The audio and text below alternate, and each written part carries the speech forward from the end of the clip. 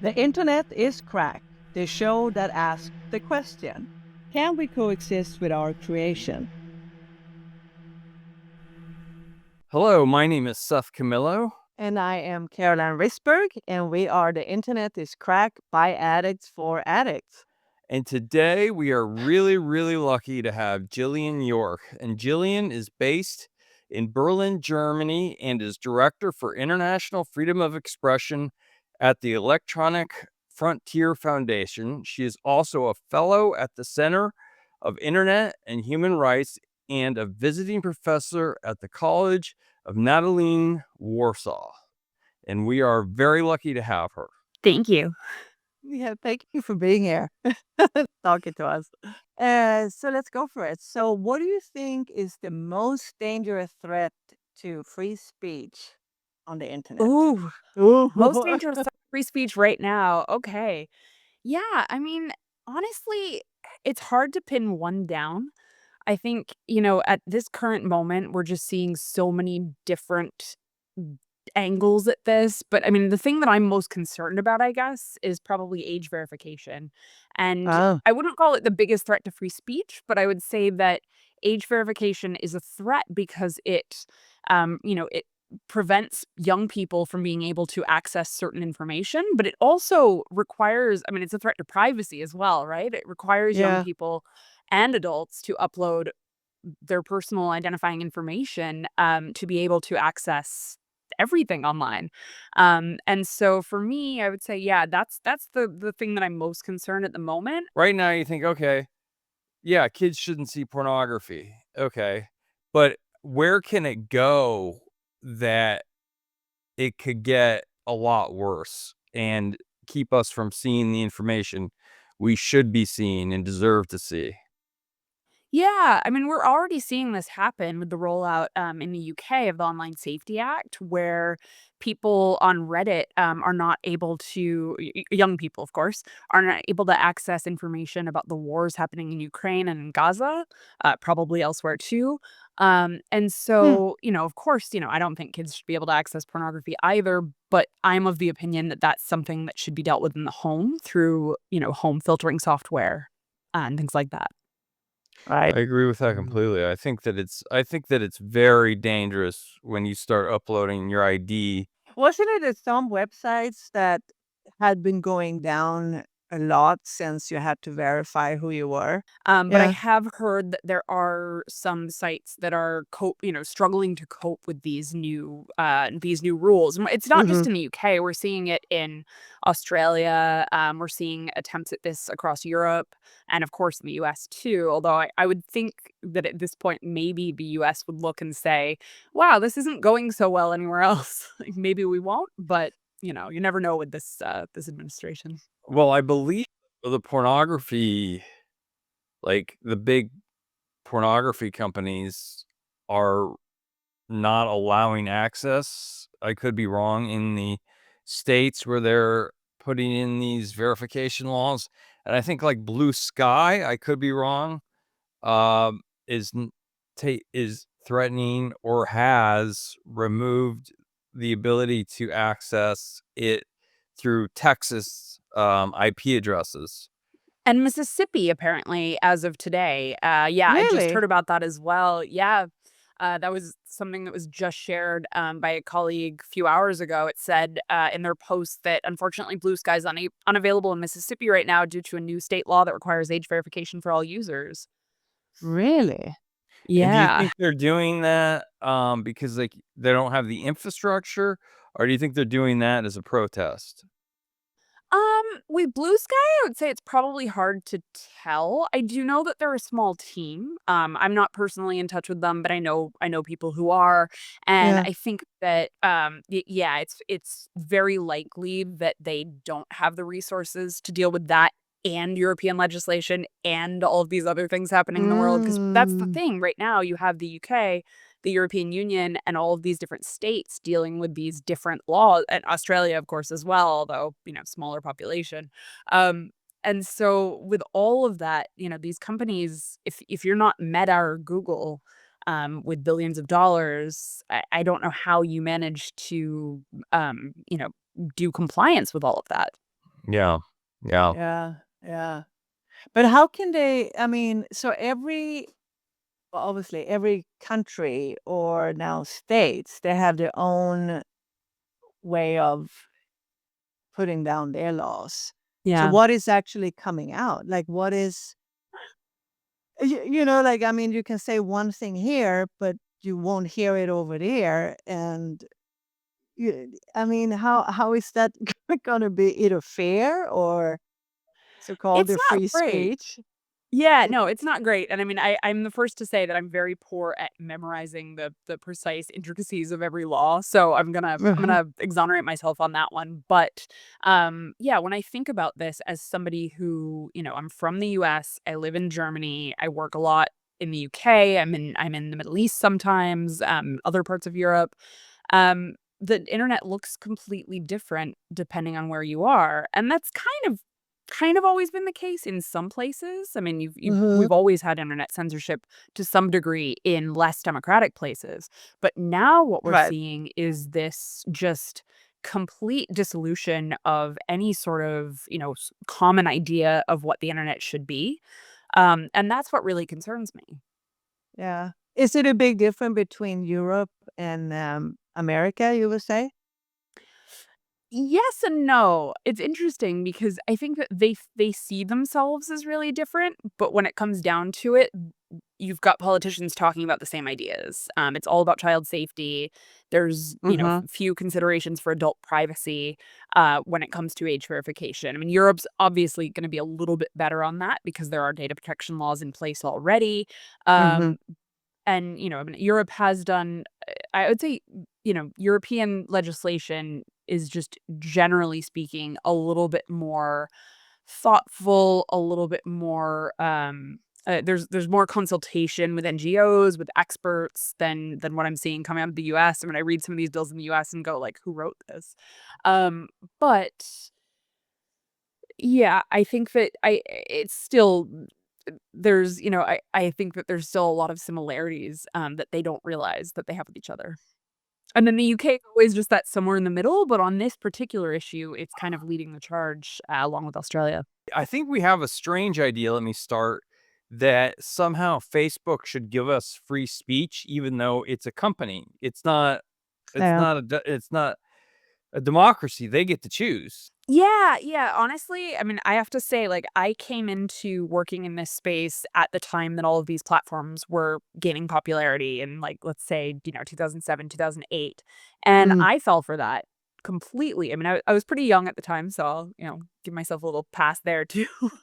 Um, but, you're allowed to give yourself free passes. Yeah. Yeah. Um Yes, you are.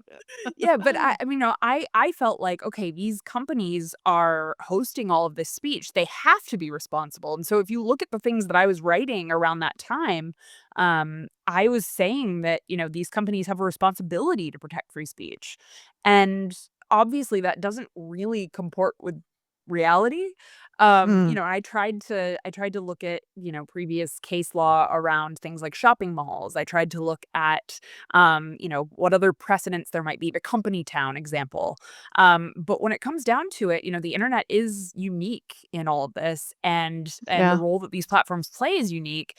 And, I at this point, I don't feel that they have the obligation to provide, the American idea of free speech, but I do feel that they have an obligation to be clear about their rules, to be transparent to their users, to tell users what they're doing, why, and give them an opportunity to, for recourse to appeal when those kinds of Mm. when decisions are made. And I mean, I feel like that's the least we can ask for, honestly. So, do you think that what do you think is the bigger danger, to that the platforms take down posts or the algorithm is quietly bury and take away things?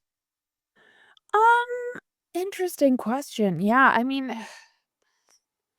so, the algorithm when we talk about the algorithm, and I think in this case you're referring to, like, the way that things are surfaced on different platforms, the way that, Yeah. I might go on Instagram and you've got your For You or your following, and it shows me these Right. various yeah, I mean, I hate that I lose people that I follow, like, I sometimes a post will come up and I'll be like, "Whoa, wait, what happened to that person? I've been following them this whole Yeah. time and I have in 2 years."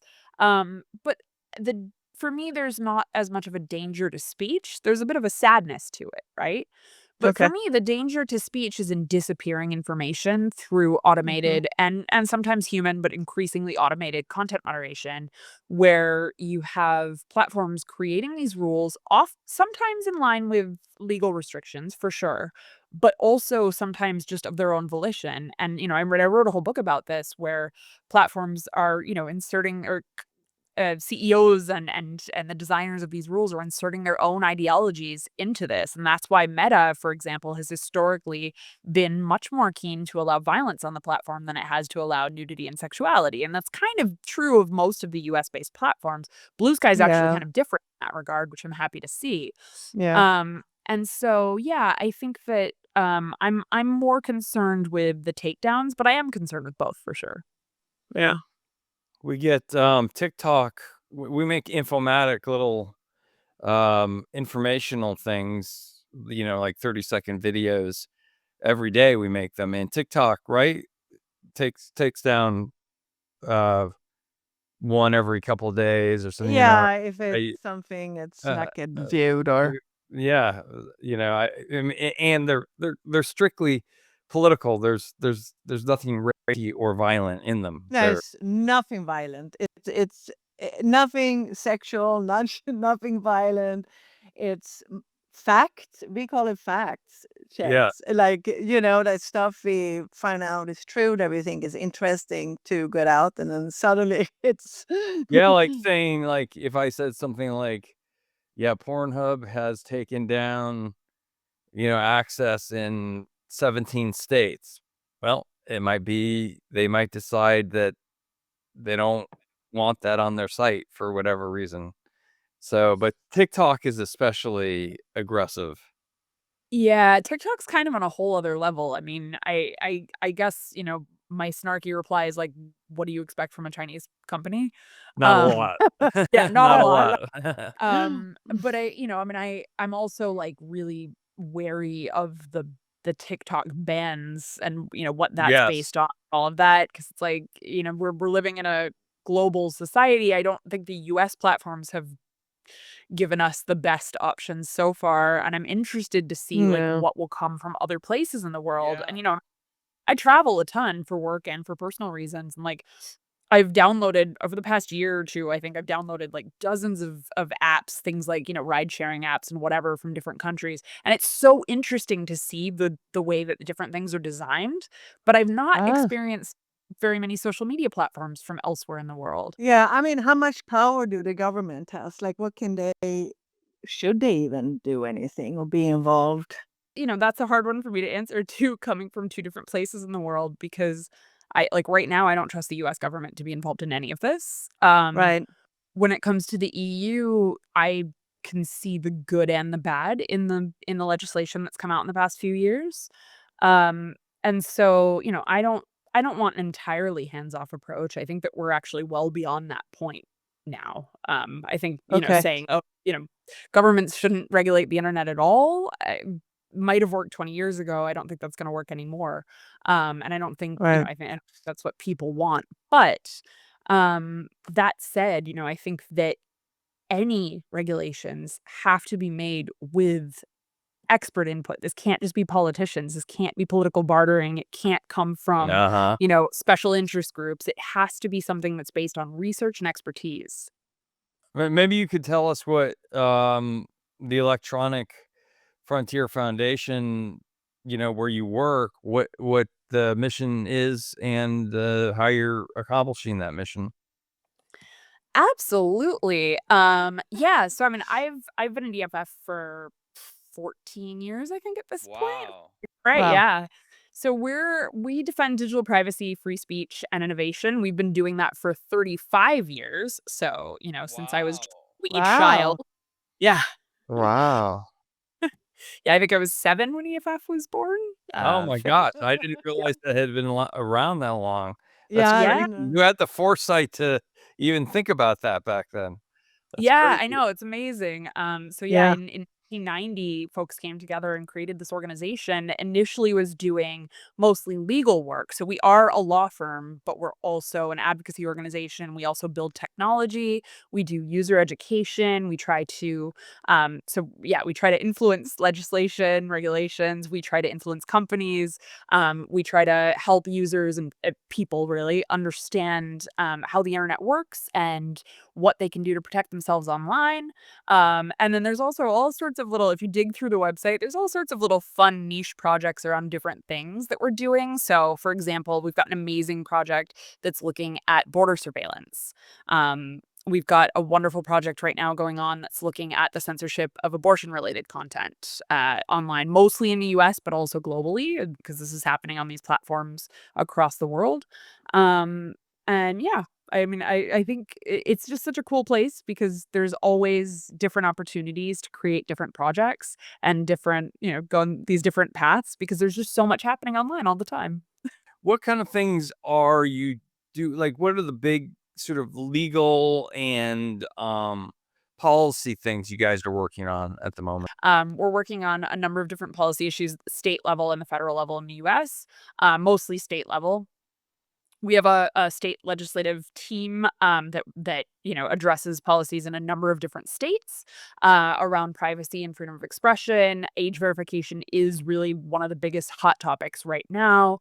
Mhm. Of course, there are many other issues too. We also work in Europe, so at the European Union level mostly. Sometimes we get involved in national level cases or legislation, and then we also do some work in Latin America. Um, Oh.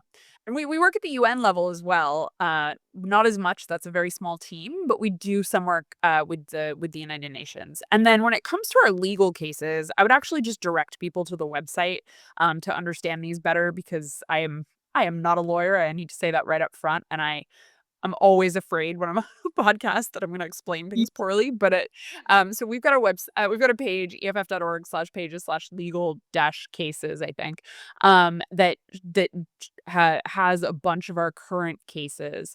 One case that I'm particularly interested in is Al Haful versus Dark Matter Group. So this is a case where human rights activist Loujain Al Haful, trying to get that right, Yeah. but originally from Saudi Arabia. She's in a lawsuit against a spyware maker called Dark Matter Group, and three of its former executives for illegally hacking her iPhone to secretly track her communications and whereabouts. And Oh, wow. so, yeah, so that's like one of those big cases that EFF likes Yeah. to take. We have a lot of smaller cases too, but we take on some really big ones, and over the years, there's some really incredible historic ones. So if you look at the website, you can see all of that history there, and it's I couldn't even tell you how many it is at this point. It's You really guys incredible. kinda sound like the ACLU for the internet, making We get that a lot, yeah. you guys are making precedent, um, I guess, is the goal, right? Is to find a case that can set a precedent and Absolutely. and Yeah, change yeah, and I the mean, one of court. the other things I haven't mentioned is we also work on intellectual property and copyright, and that's another area where there's a lot of legal cases. Here's something I am truly curious about is how much power does each country have? It just even seems amazing to me that they can that I mean, is there Facebook in Russia? It's just tightly controlled? Is that how it works? Does it Yeah, so even exist there? Instagram exists in Russia. I'm not actually sure about Facebook, but Instagram definitely still exists in Russia. I actually follow some Russians on Instagram. My understanding is that they're not allowed to monetize. Same is true for YouTube. So because of sanctions, and that's actually something I have worked on a lot over the years, when Mm. the US sanctions another country, that impacts what the people in that country can do online. And so when you're talking about Russia, for example, I think the site's not blocked because that would be Russia's decision, but then the monetization is blocked because of the sanctions. I've worked a lot on sanctions with respect to Syria in the past, which are now being lifted by the Trump administration, but that's still a complicated process. It's going to take some time. But there were years where Syrians could not access things like Google Docs. They couldn't access the Google Play Store. Really? Yeah, they couldn't, and being not being able to access the Google Play Store means not being able to safely download apps that could help you be safe in a war Yeah. zone. message safely, things like that. And you're talking about now with everything that we know about the former regime in Syria, this was a sophisticated surveillance state. And so the fact that US sanctions prevented people from being able to download apps that could help them safely communicate is something that really, hurts me. And end-to-end encrypted Yeah. stuff, right? Yes, and then encryption, exactly. Apps like Signal, even WhatsApp. What I find to be interesting is how amazingly good these people are at organization, because I used to have this thought years long before I started doing this program, where I was like, "Well, who cares? Nobody's going to pay attention to me." But I'm starting to see that they really pay attention. They're capable of paying attention to everyone. 'Cause they use automation, and AI is very helpful in helping to pay attention to everyone. I mean, if you look at, like, some of the Yeah. systems that are being used in tracking individuals as targets of war, in the various wars happening around the world, and some of these systems, allegedly helped built by US companies, those systems they're AI systems, and so they're able to, assess different criteria about a person and then determine a target. And so, you could apply the same concept to, I don't know, let's take illegality off the table entirely. Let's talk about something legal. Let's say that I purchase a sex toy. Yeah. And in Germany, that's perfectly legal. But let's say a fascist regime comes in tomorrow and that becomes banned. And then they want to go back and access all of my banking records and they see that I did that. Um, Pretty Ah. easy to sort that out using AI, and so that's the kind of thing that concerns me when we think about this, is it's not always the current government, sometimes it's the future government, and, I was thinking about this when Obama was president in the US, like, some of the things that you're putting into place might be bad if the wrong person gets elected next, and sure enough, here we are. Well, I've heard the most surveilled city in the world is actually London. I Is have no doubt about it. The CCTV or closed circuit television in the UK came about after the, IRA bombings in London in the '90s, if I recall correctly, and, there was this desire. I mean, it's the same reason that London doesn't have enough trash cans in public spaces because there were bombs put in trash cans, and so now Mhm. there's still not enough trash cans, you end up Oh. carrying your garbage with you as you're walking down the street, um, and so, I is it still necessary? I don't know, I'm not an expert on crime in London for sure, but, I do think that there's a tendency of states to not rethink policies. Where do you think Meta and, Meta is Instagram and Facebook. Where do you think these social networks fit with the idea and, like, relative to newspapers? The way we think about newspapers needing to adhere to certain Mm. standards, and obviously these are I mean, it's very difficult because it's me saying something. Can I say something untrue on Facebook? Is that allowed for me to just say Mm. something that's untrue? Yeah, so these days, I think it is. I think Mark Zuckerberg has, kinda just gone off the rails after the Trump election on many of these policies. Okay. There were experiments, during the pandemic with different, modifications to the policies to try to rein in misinformation, during the Biden administration, but then Trump was elected and some of the policies have shifted, some of the tools have disappeared. So I can just go ahead and say Obama is not born in America and nothing's gonna happen to me. I use these platforms. I see misinformation posted all the time. And I think Right. the thing is that, like, a lot of times it just doesn't get caught, even if it is against the rules. Things like child sexual abuse imagery is proactively monitored. So you've got automation proactively monitoring it for that and taking it down, as it should be, in my opinion. But when it comes to things Right. like misinformation, the systems are reliant on individuals, users of these platforms reporting other people for offenses. And so unless your friend or your cousin or whatever is going to report you on Facebook, you can probably say whatever you want.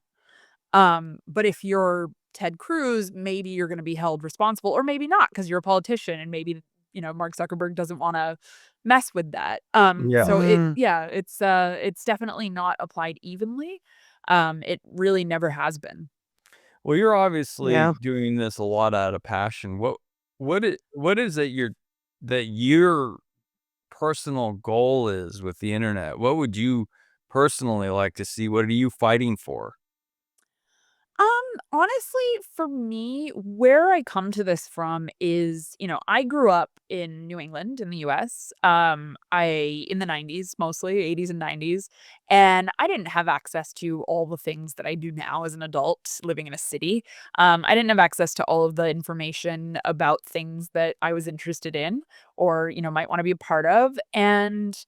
Um, I was pretty privileged. New England is a relatively privileged place, and so when I think about people that I've met all over the world, places that I've been all over the world where the internet is really a lifeline to that information, to Yeah. education, to sexual health information, to information about, things like being LGBTQ, um, that's what I want to make sure people have the ability to access is all of that information, and that's what I'm really passionate about.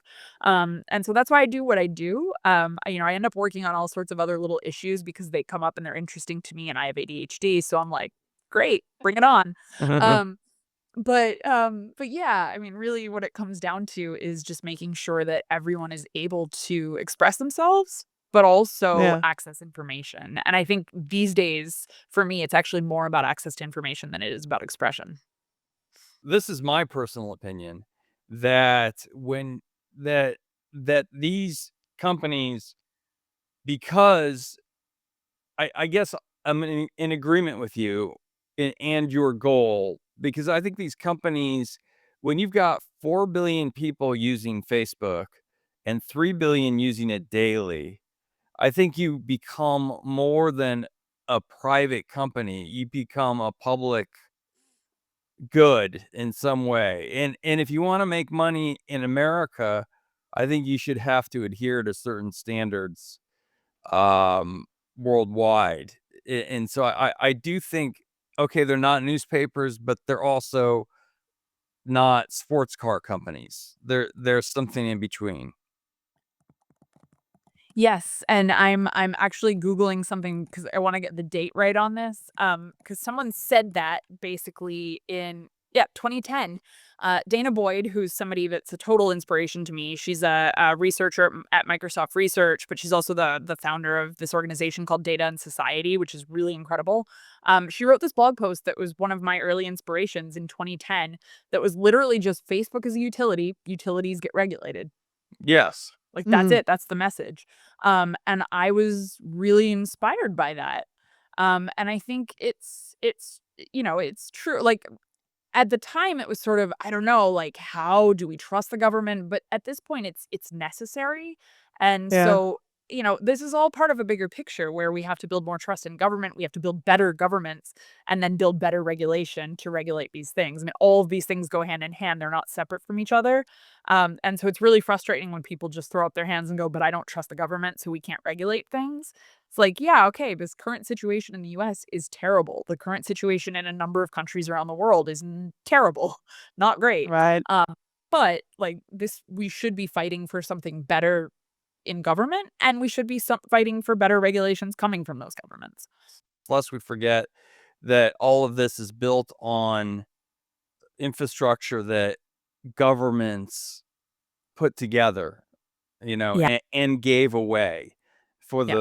the greater good. Governments ultimately did build these networks for, first for Right. research and then for public use. And they wanted us to have this, and now they want to take elements away from us that they gave us in the first place. And I mean, to be fair, like, people have done bad things on the internet. There are a lot of bad things that have happened because of the internet, right? Like, the internet is A crack. lot. Yeah. Sure, the Yeah. internet the internet addiction's real, but also, like, terrorist attacks being live streamed on the internet is real. Child sexual Oh, abuse is real. yeah. All of the ills that I don't need to just, go on a ranty list about are real. And so we have to deal with those things. And, but that doesn't mean doing things like just slapping down an age verification rule that then prevents some poor young kid who's trying to explore their sexuality for the first time from being able to access information about that safely and privately without their parents and the state knowing. Like, that to me is where that's where my mind gets a little blown. But also in the same way, you wanna have restriction with kids so they don't go online and see certain things.